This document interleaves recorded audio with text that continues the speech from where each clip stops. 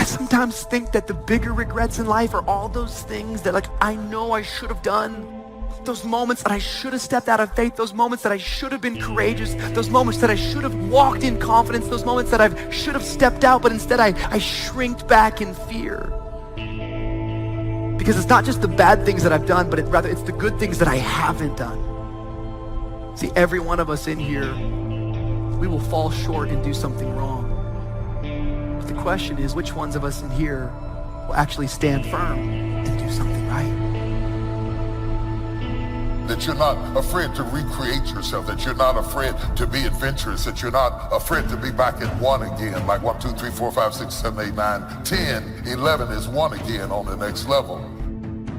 21 is 1 again on the next level. 51 is 1 again on the next level. And some people don't grow because they're not willing to give up the 10 to be 1 again.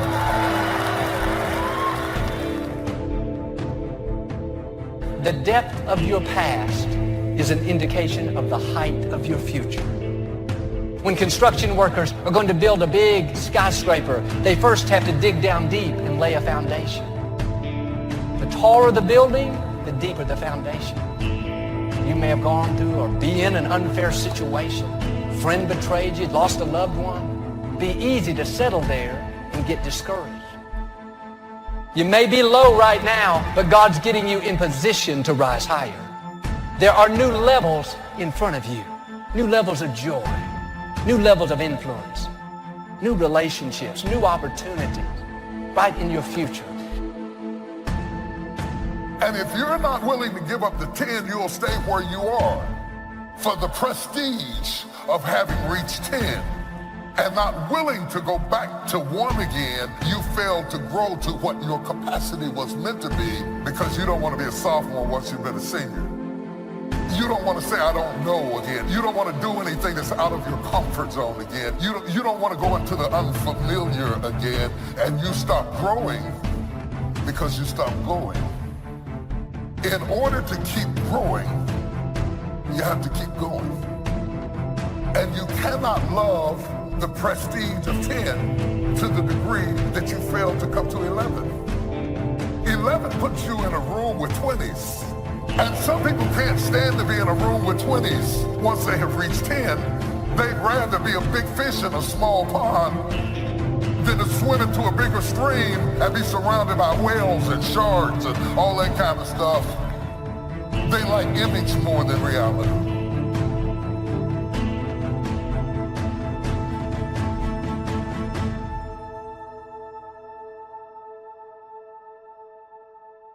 You're going to need to step out in faith. You're going to need to put your foot in the water. You're going to have to maybe say goodbye to some stuff. Some of you have no idea what God would do for you, and the only way you're ever going to know is to step out and find out. You say, well, what does that mean? Well, I mean, let's just say that you hate your job. I mean, all you do is complain about it. You don't like it. You don't like the people. You don't like the work. And you've really got something else in your heart that you'd love to do. But you live in fear that if you give that up, you might not have anything. Yeah, see, walking by faith, living by faith, the just shall live by faith. That means everything is a step of faith. And sometimes it's comfortable and you've got all the details in place, but very rarely. Most of the time, if you're going to live by faith, if you want to really find out what God can do for you, you are going to have to, so to speak, take a chance.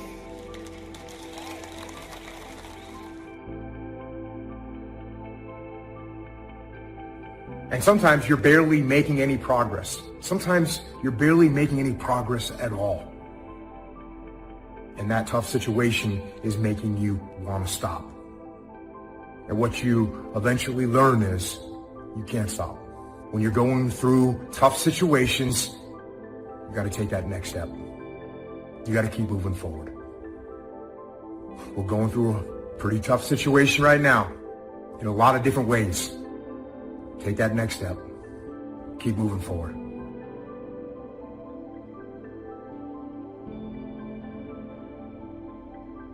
Because we get so distracted with stuff that we're never going to be remembered for. Stuff that we're never going to actually be celebrated for.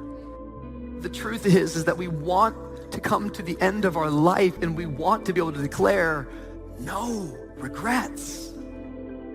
Yet what psychologists would tell us and what they would show us is that regret is probably the most common negative emotion that people experience. The moment you can say, if only, is the moment you step into regret. You ever found yourself doing this? If only I'd gotten that job. If only I hadn't gotten hurt. If only I'd gone to that school. If only I would have gotten that job. If only I would have married her. If only I wouldn't have married him. And we spend so much time trying to rewrite history that we never actually focus on the cards that we are dealt. So often it can be so counterproductive.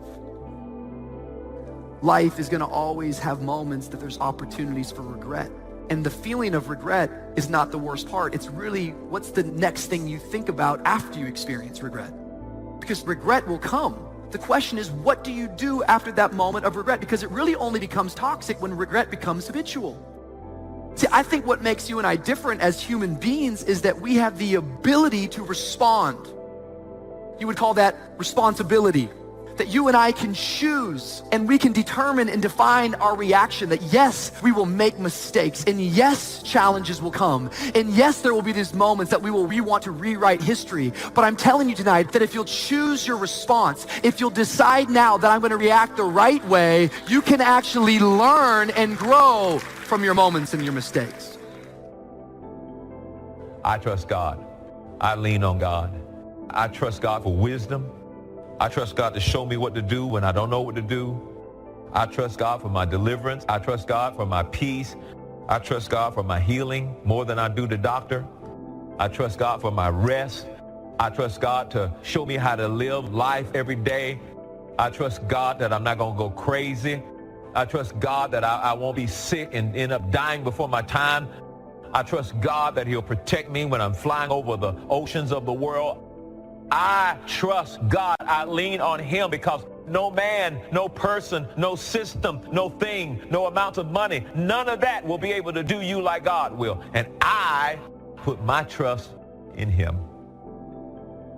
Begin today that you were born to do something great with your life. That you're extraordinary. Listen to me. That you're enough. That you're special. That you're favored, regardless of where you come from. But every day, some of us are killing ourselves with the shame we carry from something we've done, some humiliation, some fear. Every day that tells us we're not enough. We're not strong enough, pretty enough, smart enough, favored enough. That we're doomed, and we carry these guns in our head every day that shame us, that take our confidence from us, that steal our joy. You can put those things down in your life. You could decide today that you were born to do something great.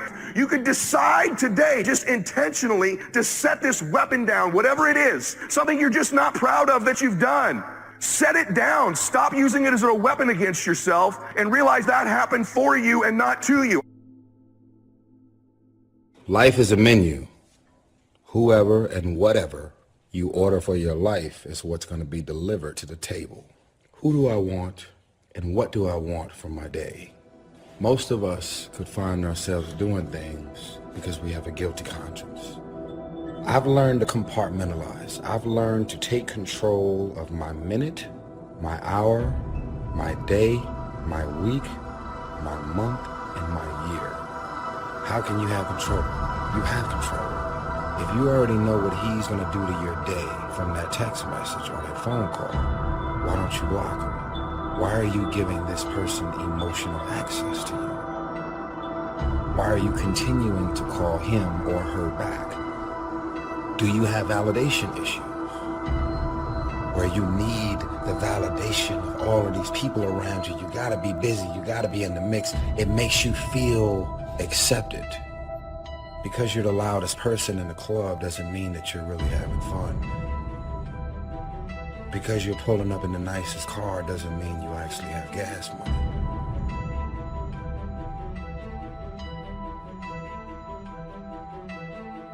Here's what's important. Debate all major issues. Some issues are, sort of obvious. Say, well, I can see the positive side of that right away. But some need discussion. Now, here's what's valuable, to discuss some things with someone else. Debate back and forth. So here's what's important, is to debate the major life issues. In good health today, the great debate is on, which has given us advances we've never had before. So here's what you must be, though, in the debate. A good student. Open to learning, defending and learning. It's important not just to defend. Defend and learn. Defend your point of view until it's sort of obvious that you've got to give some ground here because you haven't done your research. But this debating is important. We have to debate the health issues. One health book says, do this, you'll live forever. The second health book says, if you do that, you'll die young. So here's what we should do. Make the note. Be a student, not a follower. Every day in 1,000 different ways, we are trying to improve ourselves by learning how to do things. We spend a lifetime gathering knowledge in classrooms, in textbooks, in experiences.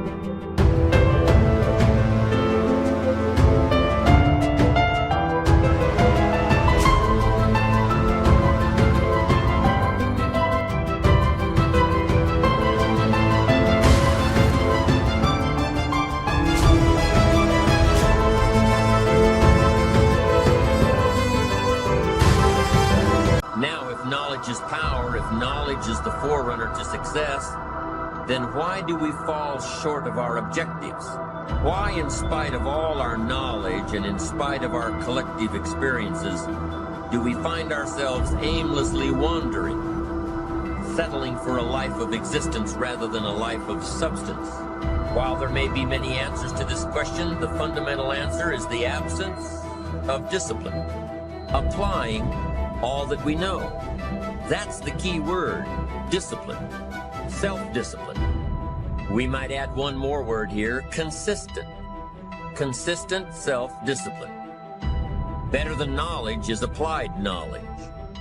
And once we've applied our knowledge, we must study the results of that process. Apply our knowledge, study the results. Refine our approach. Finally, by trying and observing and refining and trying again, our knowledge will inevitably produce worthy results, admirable results. And with the joy and results of our efforts, we continue to apply, to learn, to observe, to fuel our ambition with the positive reinforcement of continued progress. Pretty soon, we'll find that we're swept into a spiral of achievement, a vertical rise to success. Discipline is the root of all good qualities, but you have to absolutely apply it to things outside of just waking up early. It's everything. It's working out every day, making yourself stronger and faster and more flexible and healthier. Discipline is eating the right foods to fuel your system.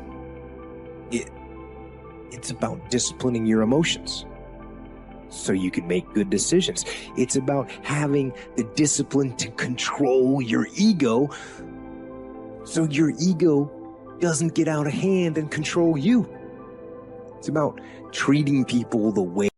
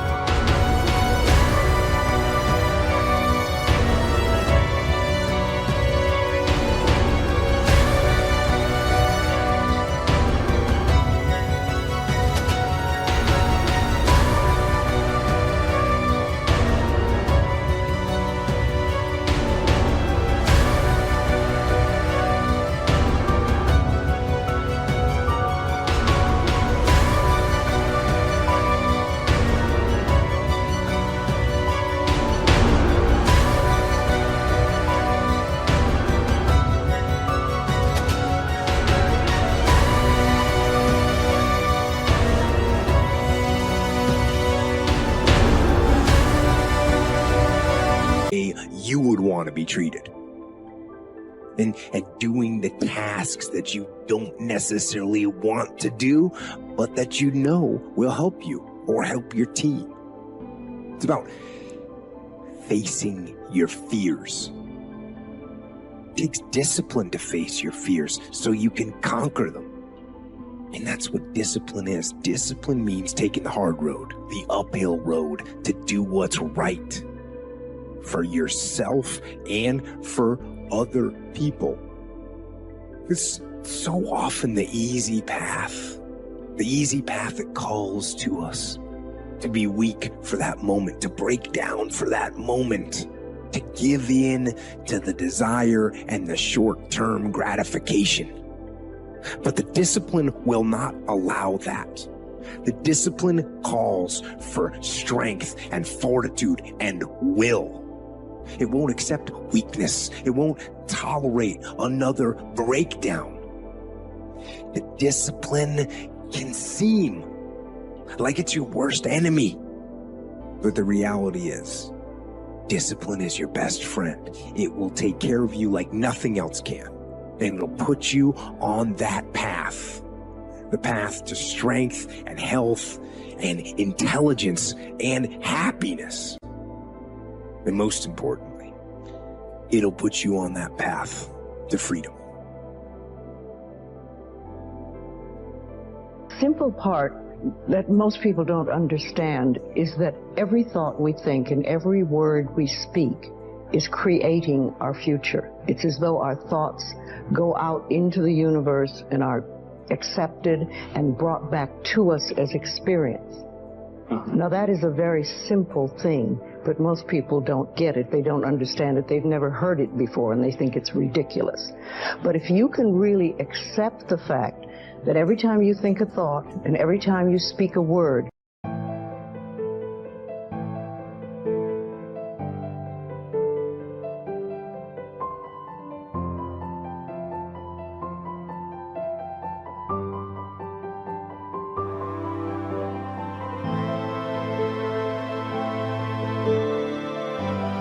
you are literally painting your future, making your dinner, whatever you want to call it. You are creating, and you're creating your own life. And this is simple, but it's not easy to accept. But once you accept it, then you can start deliberately creating what you want in your life. And you begin to be aware of what you don't want in your life and how you are contributing to it. Now, I think this has been around forever. But for some reason, in the last 20 years, the universe has wanted this to go out among all the people, or all the people that are ready for it. See, most of us just think, and we don't pay any attention to what we're thinking. We're just doing it. But that's something you need to train yourself to do, to begin to train yourself to be aware of what you're thinking. And one of the ways to do that is to periodically say to yourself, what am I thinking? Would I like this thought to create my life? Would I like to have the experience that this thought could bring to me? Now, it takes a while to do that, but even if we could begin on the smallest level to be aware of our thinking, we can start to make changes. I love talking about discipline, because I think so many people, that word has such a negative connotation around it, right? It just sounds bad. Discipline, like you're going to feel pain, or someone's going to hurt you, or you're in trouble for something. And I want to start having you think about it in a really positive way, because discipline equals freedom. 100%. It has been a theme throughout my entire life, is how if you have structured discipline in your life and you start doing the things that you don't want to do, especially if you do them first, you are absolutely going to free yourself of all of the different pain that comes with not getting your goal.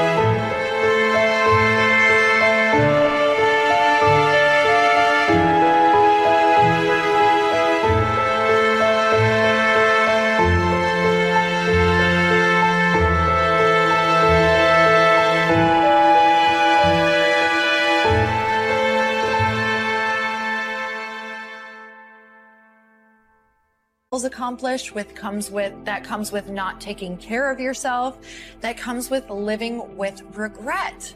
So before, way back in my early 20s, and even through my mid 20s, when I would, I was trying to create habits around maybe eating right, or habits around working out. And let me tell you, habits around getting stuff done. I literally in my head told myself all the time, my mantra at the time was, I never finish anything. So what do you think I did? I finished nothing, because that's literally how I talk to myself. Well, I never finished anything. This is another thing I didn't finish. So I had to switch that mantra around, and it was also realizing how important discipline was and how much freedom came with it. And I spent a lot of time living in agony in my head, and I was tired all the time because I spent more of my time in my brain thinking about what I didn't do and arguing with myself all day long. Am I going to go to the gym? I don't want to go to the gym. You should go to the gym. Why aren't you going to the gym? You know you need to go to the gym. You're never going to get to your goals. It's like I was drained just because of the conversations I was having with myself. If I would have just gotten disciplined, committed to a time, or knew I was going, I could have focused on all of the other good things that were happening in my life and just knew this is what I'm doing.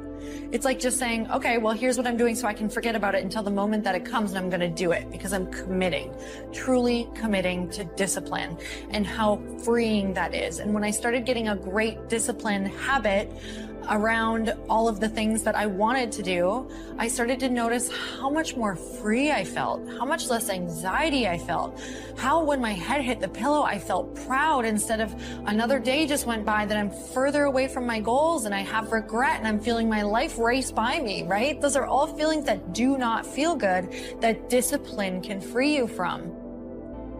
Do you plan your day much, or your time generally? Does this lead to higher productivity? Yes, I plan my day obsessively. My calendar is always absolutely full and often. Step 1, wake up early, gonna rise with the sun.